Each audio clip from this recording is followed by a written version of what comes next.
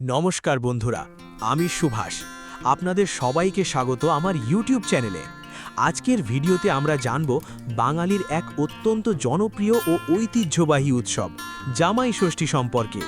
কেন এই উৎসব পালন করা হয়, এর পেছনের গল্প কী এবং কিভাবে পালন করা হয় জামাই ষষ্ঠী, সব কিছুই জানাবো আজকের ভিডিওতে।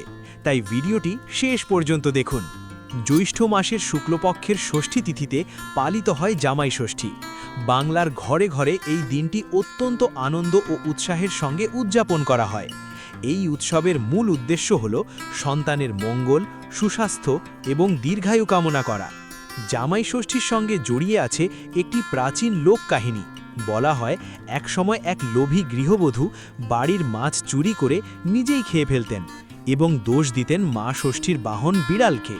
এতে মা ষষ্ঠী খুবই রুষ্ট হন এবং শাস্তি হিসেবে ওই মহিলার সন্তানদের কেড়ে নেন। নিজের ভুল বুঝতে পেরে সেই মহিলা গভীর অনুতাপে মা ষষ্ঠীর আরাধনা শুরু করেন। তার কঠোর তপস্যা ও ভক্তিতে সন্তুষ্ট হয়ে মা ষষ্ঠী আবার তার সন্তানদের ফিরিয়ে দেন। সেই থেকেই সন্তানের মঙ্গল কামনায় ষষ্ঠী ব্রত পালনের প্রচলন শুরু হয়। সময়ের সঙ্গে সঙ্গে এই ব্রতের সঙ্গে যুক্ত হয় জামাইকে নিমন্ত্রণ করার রীতি। কথিত আছে বিয়ের পর মেয়েরা শ্বশুরবাড়িতে থাকায় বাবা মা তাদের খুব কম দেখতে পেতেন, তাই মেয়েকে দেখার একটি বিশেষ উপলক্ষে হিসেবে জামাইকে বাড়িতে নিমন্ত্রণ করা শুরু হয়। ধীরে ধীরে সেটি জামাই ষষ্ঠী নামে জনপ্রিয় হয়ে ওঠে। এই দিনে শাশুড়িরা সকাল থেকেই মা ষষ্ঠীর পূজার প্রস্তুতি নেন। পূজা শেষে জামাইয়ের কপালে দই ও চন্দনের ফোঁটা দেওয়া হয়, হাতে বাঁধা হয় হলুদ সুতো। অনেক পরিবারে নতুন পোশাক উপহার দেওয়ারও প্রথা রয়েছে। এরপর শুরু হয় সবচেয়ে আকর্ষণীয় পর্ব, ভোজ।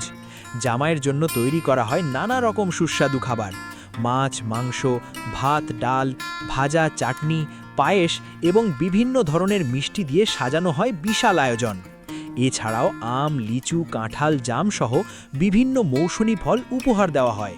বর্তমান সময়ে জামাই ষষ্ঠী শুধু ধর্মীয় অনুষ্ঠান নয়, এটি একটি পারিবারিক মিলন উৎসব। এই দিনে পরিবারের সকল সদস্য একত্রিত হন, আনন্দ করেন এবং পারস্পরিক সম্পর্ক আরও দৃঢ় হয়। বন্ধুরা, এভাবেই শতাব্দীর পর শতাব্দী ধরে বাঙালির সংস্কৃতি ও ঐতিহ্য হয়ে আছে জামাই ষষ্ঠী।